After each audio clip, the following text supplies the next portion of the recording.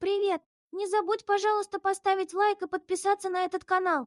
Заранее тебе большое спасибо и приятного прослушивания очередной главы книги «Незнайка на Луне» автора Николая Николаевича Носова.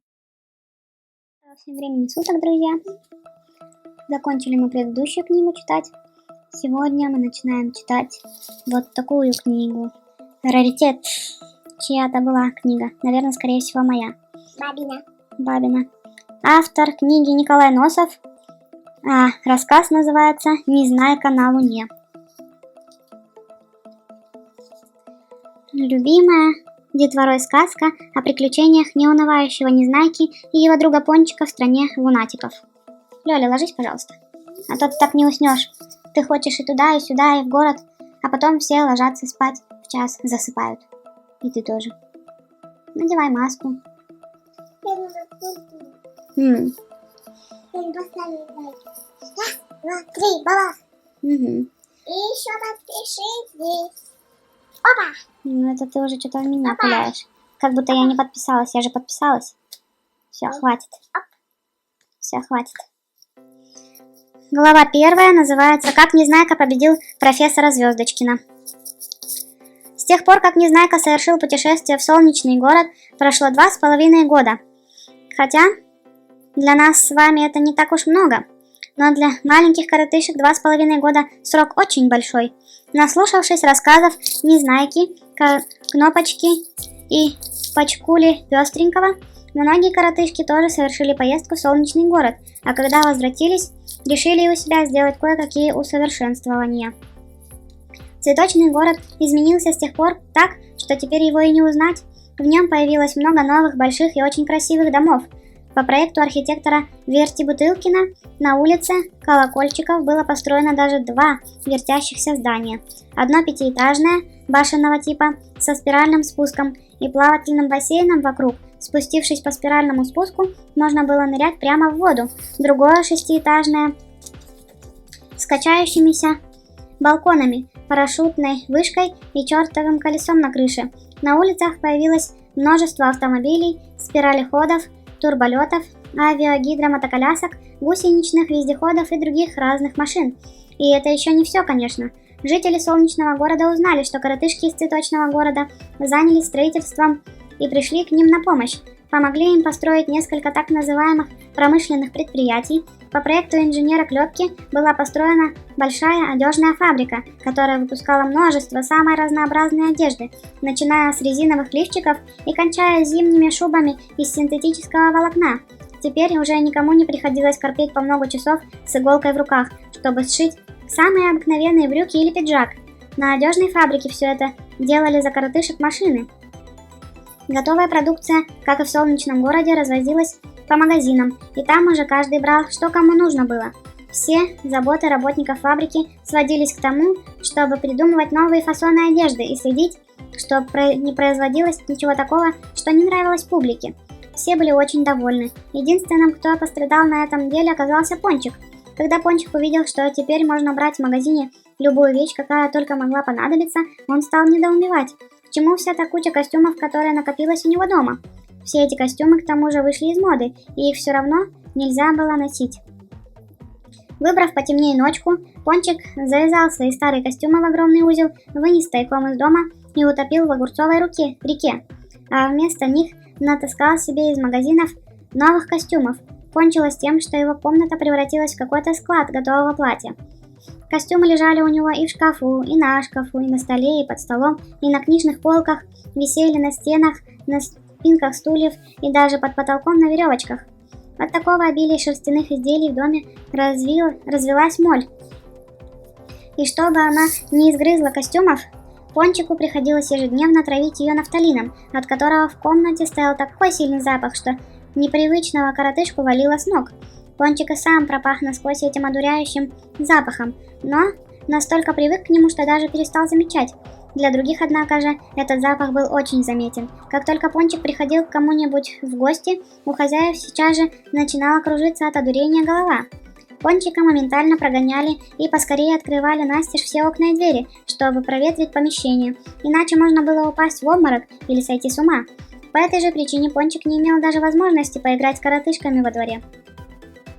Как только он выходил во двор, все вокруг начинали плеваться и, зажав руками носы, бросались бежать от него в разные стороны без оглядки. Никто не хотел с ним водиться. Нечего и говорить, что для Пончика это было чрезвычайно обидно. И пришлось ему все нужные для него костюмы отнести на чердак. Впрочем, главное было не это. Главное было то, что Знайка тоже побывал в солнечном городе. Там он познакомился с учеными малышками Фуксией и Селедочкой, которые в то время готовили свой второй полет на Луну. Да, да. Английский? Ну да. Да, Фукси, цвет фуксии. Нет, уже на пижаме есть. Да, это точно. Продолжим читать?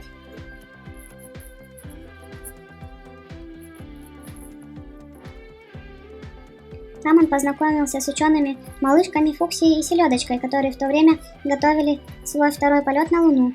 Знайка тоже включился в работу по постройке космической ракеты, и когда ракета была готова, совершил с Фуксией и Селедочкой межпланетное путешествие.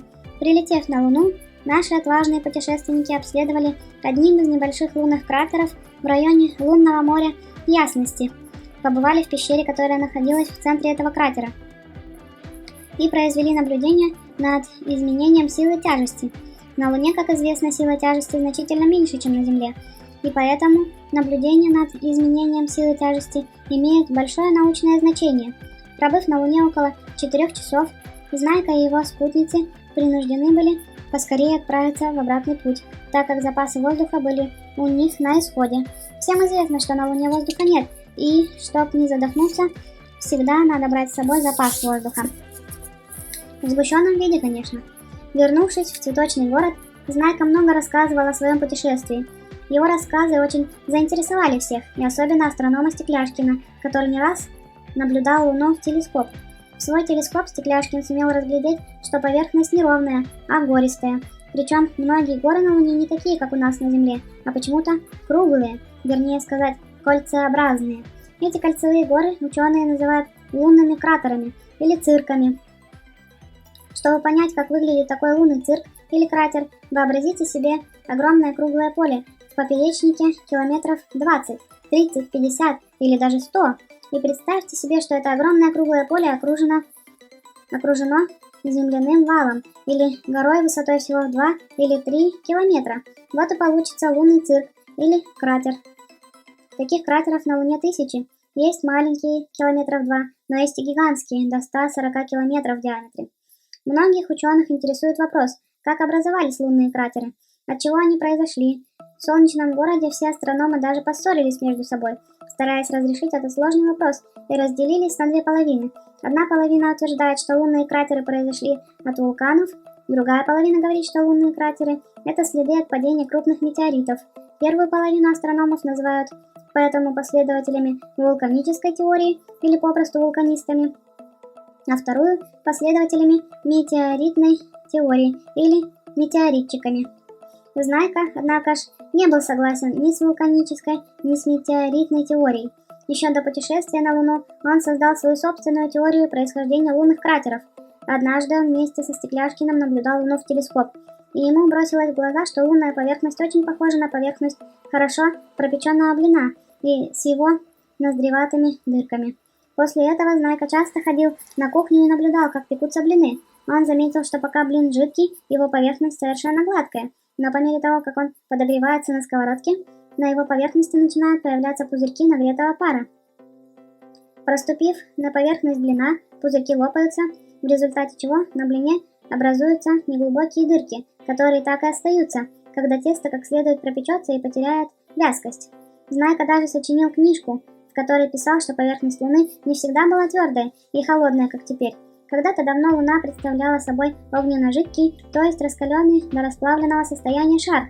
Постепенно, однако, поверхность Луны остывала и становилась уже не жидкая, а вязкая, словно тесто. Изнутри она была все ж таки еще очень горячая, поэтому раскаленные газы вырывались на поверхность в виде громаднейших пузырей. Выйдя на поверхность Луны, пузыри эти, конечно, лопались, но пока поверхность Луны была еще достаточно жидкая, следы от лопнувших пузырей затягивались и исчезали.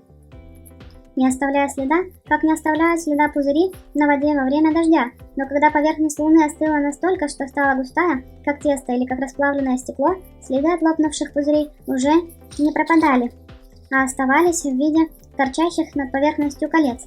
Охлаждаясь все больше, кольца эти окончательно отвердевали. Сначала они были ровные, словно застывшие круги на воде, а потом постепенно разрушились и в конце концов стали похожи на те лунные кольцевые горы, которые каждый может наблюдать в телескоп.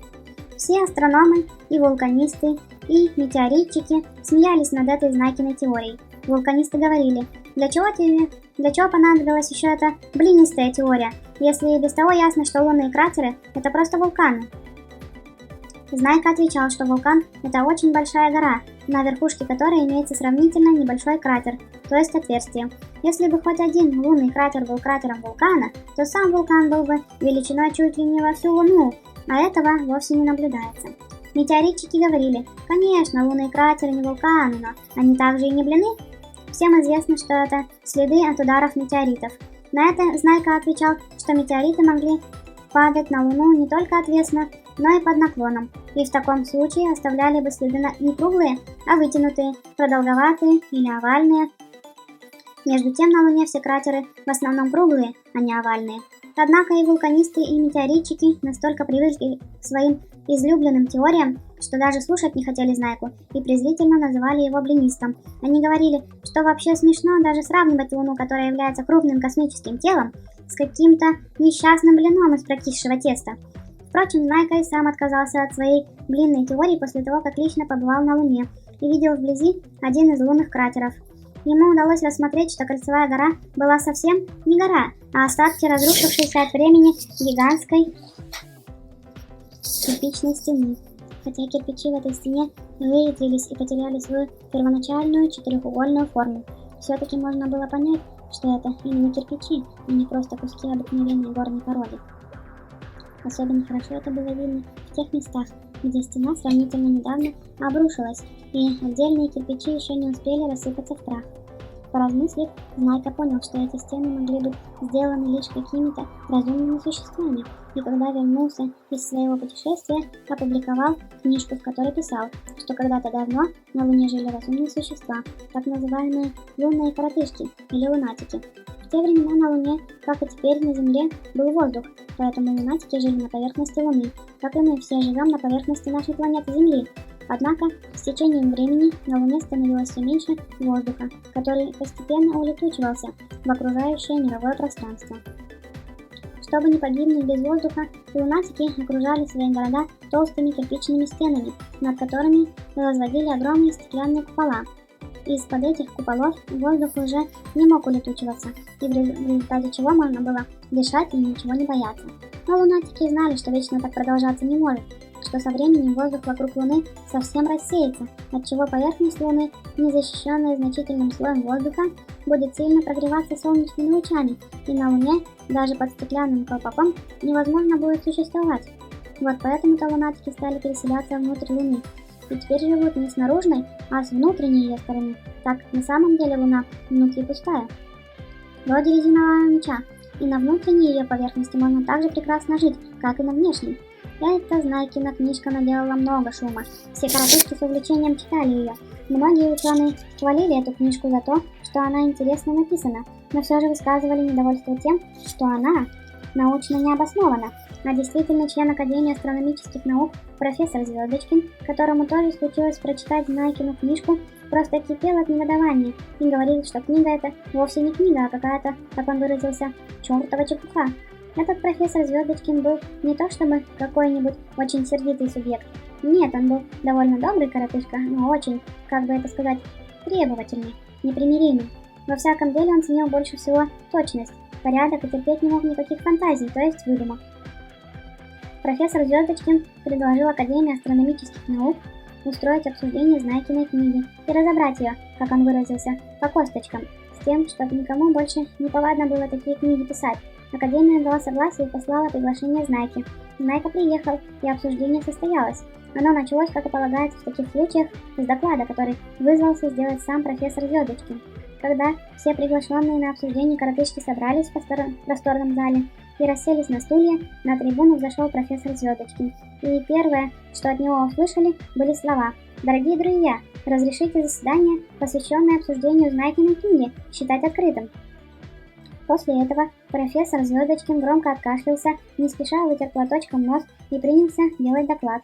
Изложив коротко содержание Знайкиной книги и похвалив ее за живое и яркое изложение, профессор сказал, что, по его мнению, Знайка допустил ошибку и принял за кирпичи то, что в действительности было не кирпичи, а какая-то слоистая горная порода. Ну а раз кирпичей на самом-то деле не было, сказал профессор, то и не было, следовательно, никаких коротышек-лунатиков. Их же и не могло быть, потому что если бы они были, то не смогли бы жить на внутренней поверхности Луны, так как давно всем хорошо известно, что все предметы на Луне точно так же, как и у нас на Земле, притягиваются к центру планеты. И если бы Луна в действительности была внутри пустая, никто все равно не смог бы удержаться на ее внутренней поверхности. Его тотчас притянуло бы к центру Луны, и он беспомощно болтался бы там в пустоте, пока не погиб с голоду. Выслушав все это, Знайка поднялся со своего места и сказал насмешливо: «Вы рассуждаете так, будто вам уже когда-нибудь приходилось болтаться в центре Луны». «А вы будто болтались», — огрызнулся профессор. «Я не болтался», — возразил Знайка, «но зато я летал в ракете и наблюдал за предметами в состоянии невесомости». «При чем тут еще состояние невесомости?» — буркнул профессор. «А вот при чем», — сказал Знайка. «Да будет вам известно, что во время полета в ракете у меня была бутылка с водой. Когда наступило состояние невесомости, бутылка свободно плавала в пространстве, как и каждый предмет, который не был прикреплен к стенам кабины. Все было нормально, пока вода целиком наполняла бутылку, но когда я половину воды выпил, начались странности. Оставшаяся вода не держалась на дне бутылки и не собиралась в центре, а равномерно растекалась по стенкам, так, что внутри бутылки образовался воздушный пузырь. Значит, вода притягивалась не к центру бутылки, а к ее стенкам. Это и понятно, так как притягивать друг друга могут лишь массы вещества, а пустота ничего притянуть к себе не может. «Попал пальцем в небо», — сердито проворчал Звездочкин. «Сравнил бутылку с планетой. По-вашему, это научно?» «Почему же не научно?» — авторитетно ответил Знайка. «Когда бутылка свободно перемещается в межпланетном пространстве, она находится в состоянии невесомости и во всем уподобляется планете. Внутри нее все будет происходить так же, как и внутри планеты, то есть внутри Луны. В том случае, конечно, если Луна изнутри пустая». «Вот-вот», — подхватил Звездочкин, — «только объясните, пожалуйста, нам, почему вы втемяшили себе в голову, что Луна изнутри пустая?» Слушатели, которые пришли послушать доклад, засмеялись. Но Знайка не смутился этим и сказал: «Вы бы сами легко втемяшили себе в голову, если бы немного подумали, ведь если Луна сначала была огненно-жидкая, то она начала остывать не изнутри, а с поверхности, так как именно поверхность Луны соприкасается с холодным мировым пространством. Таким образом, остыла и отвердела в первую очередь поверхность Луны, в результате чего Луна стала представлять собой как бы огромный шарообразный сосуд, внутри которого продолжало находиться что? Еще не остывшее расплавленное вещество, закричал кто-то из слушателей. Верно, подхватил Знайка, еще не остывшее расплавленное вещество, то есть, попросту говоря, жидкость. Вот видите, сами говорите жидкость, усмехнулся Звездочкин. Откуда же в Луне взялась пустота, если там была жидкость садовая голова? Но об этом совсем не трудно догадаться, невозмутимо ответил Знайка. Ведь раскаленная жидкость, окруженная твердой оболочкой Луны, продолжала остывать. А остывая, она уменьшалась в объеме. Вы, надо полагать, знаете, что каждое вещество, охлаждаясь, уменьшается в объеме. Надо полагать, знаем, сердито буркнул профессор. Тогда вам все должно быть понятно, обрадованно сказал Знайка. Если жидкое вещество уменьшалось в объеме, тогда внутри Луны, само собой, должно было получаться пустое пространство на манер воздушного пузыря в бутылке. Это пустое пространство делалось все больше и больше, располагаясь в центральной части Луны, так как оставшаяся жидкой массой притягивалась к твердой оболочке. Луны, подобно тому, как притягивались остатки воды к стенкам бутылки, когда она находилась в состоянии невесомости. Со временем жидкость внутри Луны и вовсе остыла и затвердела, как бы прилипнув к твердым стенкам планеты, благодаря чему в Луне образовалась внутренняя полость, которая постепенно могла заполниться воздухом или каким-нибудь другим газом. «Верно!» — закричал кто-то. И сейчас же со всех сторон раздались крики. «Верно, правильно, молодец, Знайка, ура!» Все захлопали в ладоши. Кто-то крикнул: «Долой Звездочкина!» Сейчас же двое коротышек схватили Звездочкина, один за шиворот, другой за ноги, и стащили его с трибуны. Несколько коротышек подхватили Знайку на руки и потащили к трибуне. «Пусть Знайка делает доклад!» — кричали вокруг. «Долой Звездочкина!» «Дорогие друзья!» — говорил Знайка, очутившись на трибуне. «Я не могу делать доклад, я не подготовился». «Расскажите про полет на Луну!» — кричали коротышки. «Про состояние невесомости!» — кричал кто-то. «Про Луну? Про состояние невесомости?» — растерянно повторял Знайка. «Ну ладно, пусть будет про состояние невесомости. Вы, наверное, знаете, что космическая ракета для того, чтобы преодолеть притяжение Земли, должна приобрести очень большую скорость — 11 км в секунду. Пока ракета набирает эту скорость, ваше тело испытывает большие перегрузки. Вес вашего тела как бы увеличивается в несколько раз, и вас силой прижимает к полу кабины. Вы не можете поднять руку, вы не можете поднять ногу. Вам кажется, что все ваше тело как бы налилось свинцом. Вам кажется, будто какая-то страшная тяжесть навалилась на вашу грудь и не дает вам дышать. Но как только разгон космического корабля прекращается, и он начинает свой свободный полет в межпланетном пространстве, перегрузки кончаются, и вы перестаете испытывать силу тяжести, то есть, попросту говоря, теряете вес. «Расскажите, что вы чувствовали, что вы испытывали?» – закричал кто-то. Первое мое ощущение при потере веса было, будто из-под меня незаметно убрали сиденье, и мне не на чем стало сидеть. Ощущение было такое, будто я потерял что-то, но никак не мог понять, что. Я почувствовал легкое головокружение. Мне стало казаться, будто кто-то нарочно перевернул меня вниз головой. Вместе с тем я ощутил, что внутри у меня все замерло, похолодело, как при испуге, хотя самого испуга и не было. Подождав немного и убедившись, что со мной ничего плохого не сделалось, что я и дышу как обычно, и вижу все вокруг, и соображаю нормально, я перестал обращать внимание на замирание в груди и в области живота, и это неприятное ощущение прошло само собой, когда я огляделся вокруг и увидел, что все предметы в кабине на месте, что сиденье, как и прежде, находится подо мной. Мне перестало казаться, что я перевернут вниз головой, и головокружение тоже прошло.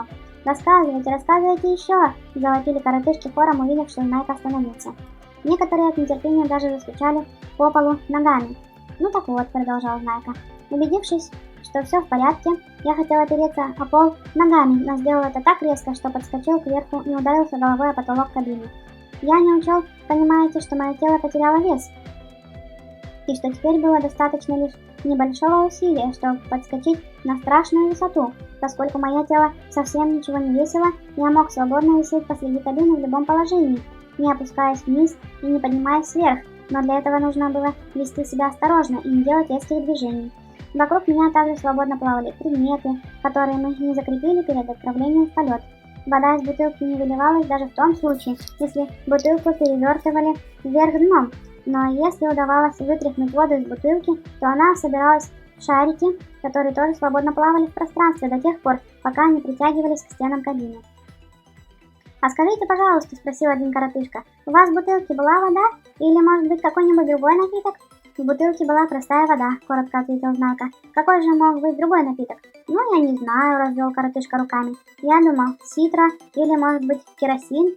Все засмеялись, а другой коротышка спросил: «А вы привезли что-нибудь с Луны?» «Я привез кусочек самой Луны». Знайка достал из кармана небольшой камешек голубовато-серого цвета и сказал: «На поверхности Луны валяется множество разных камней, и притом очень красивых, но я не хотел их брать, так как они могли оказаться метеоритами, случайно занесенными на Луну из мирового пространства. А этот камень я отбил молотком от скалы, когда мы опускались в лунную пещеру, поэтому вы можете быть вполне уверены, что этот камень – кусочек настоящей Луны». Кусочек Луны пошел по рукам, каждому хотелось поближе посмотреть на него. Пока коротышки разглядывали камень, передавая его из рук в руки, Знайка рассказывал, как они с Фуксией и Селедочкой путешествовали по Луне и что там видели. Всем очень понравился Знайкин рассказ, все остались очень довольны. Только профессор Звездочкин был не очень доволен. Как только Знайка кончил свой рассказ и сошел с трибуны, профессор Звездочкин выскочил на трибуну и сказал: «Дорогие друзья, нам всем было очень интересно послушать про Луну и про все прочее. И я от имени всех собравшихся приношу сердечную благодарность знаменитому Знайке за его интересное и содержательное выступление». «Однако», — сказал Звездочкин со строгим видом, поднял кверху указательный палец. «Долой!» — закричал кто-то из коротышек. «Однако», — повторил, повышая голос профессор Звездочкин, «однако мы собирались здесь вовсе не для того, чтобы про Луну слушать, а для того, чтобы обсудить Знайкину книжку. А поскольку книжку не обсудили, то значит не выполнили того, что было намечено. А раз не выполнили того, что было намечено, то надо будет все-таки выполнить. А раз надо будет все-таки выполнить, то придется все-таки выполнить и подвергнуть рассмотрению. Никто так и не узнал, что хотел подвергнуть рассмотрению Звездочкин. Шум поднялся такой, что ничего уже нельзя было понять. Отовсюду слышалось только одно: «Долой!». Двое коротышек снова бросились на трибуну. Один схватил Звездочкина за шиворот, другой за ноги. И поволокли его прямо на улицу. Там его посадили в скверике на траву и сказали: «Вот когда полетишь на Луну, будешь выступать на трибуне, а сейчас пока посиди здесь на травке». От такого бесцеремонного обращения Звездочкин ошалел настолько, что не мог произнести ни слова. Потом он понемногу пришел в себя и закричал: «Это безобразие! Я буду жаловаться! Я напишу в газету! Вы еще знаете профессора Звездочкина!» Он долго так кричал, размахивая кулаками, но, увидев, что все коротышки разошлись по домам, сказал: «На этом заседание объявляю закрытым», после чего встал и тоже пошел домой. Вот и все. Первая глава у нас, друзья, закончились. Ставьте, пожалуйста, лайки, нам это приятно. Нам приятно, что вы даже слушаете наши книги. Спасибо. Лёля. И к нам еще присоединилась спящая Яна. Уже все, спят. Вам они тоже желают спокойной ночи. Спасибо тебе за просмотр до самого конца. Мне очень приятно. Не забудь поставить лайк и подписаться на этот канал, чтобы не пропустить следующие выпуски книги «Незнайка на Луне» автора Николая Николаевича Носова.